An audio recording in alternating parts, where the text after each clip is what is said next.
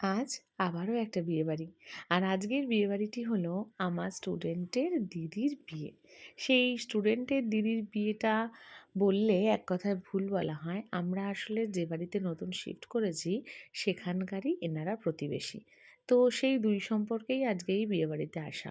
কনের নাম প্রিয়া আর আমাদের গ্রুমের নাম হলো চন্দন। তো আজকে বিয়েবাড়িতে প্রায় আমরা ৯টা নাগাদ পৌঁছেছিলাম। আর প্রথমেই যেটাতে আমার চোখ আটকে গেল সেটা হচ্ছে বাঙালি বধূর সিঁদুর কৌটের স্টাইলে এবং বাঙালি কনের সেই মুকুটের স্টাইলে করা হয়েছে গেটটা। যা আমার এই বিয়েবাড়িতে সবথেকে বেশি ইউনিক এবং সবথেকে বেশি আকর্ষণীয় বলে মনে হয়েছে। আর সেই বাঙালিয়ানা তো রয়েছে, সেইজন্য পাখাও এখানে ব্যবহার করা হয়েছে। তারপর আমরা সোজা চলে গেলাম দোতলায় কনের সঙ্গে দেখা করতে। দোতলায় কনেকে দেখে আমি তো জাস্ট কি বলবো অবাক। মেকআপ ছাড়াও ও ভারী সুন্দর আর মেকআপে ওকে যেন একটা সুন্দরী রাজকন্যা মনে হচ্ছিল। আমার তো তাই মনে হয়েছে। আপনাদের কেমন লাগলো অবশ্যই কমেন্টে জানাতে ভুলবেন না। মেয়েটির নতুন জীবনের জন্য অনেক, অনেক আশীর্বাদ মন থেকে করেছি।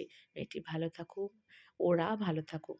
আর আজকের বিয়েবাড়িতে প্রচুর মানুষ যারা কিনা আমার বাড়ির নতুন প্রতিবেশী, তাদের সঙ্গে এই সন্ধ্যাটা সুন্দর করে কাটালাম।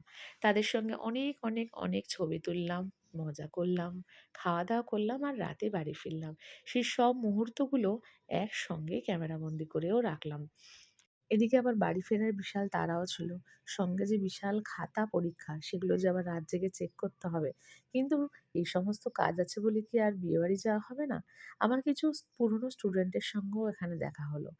আর দেখা হলো একটা পুচকির সঙ্গে, যেই পুচকিটি আমার ভাইয়ের বন্ধুর ছেলে। সব মিলিয়ে সন্ধ্যেটা দারুণ কাটলো। আপনাদের কেমন লাগলো জানাতে ভুলবেন না। আপনাদের কমেন্টের আশায় রইলাম।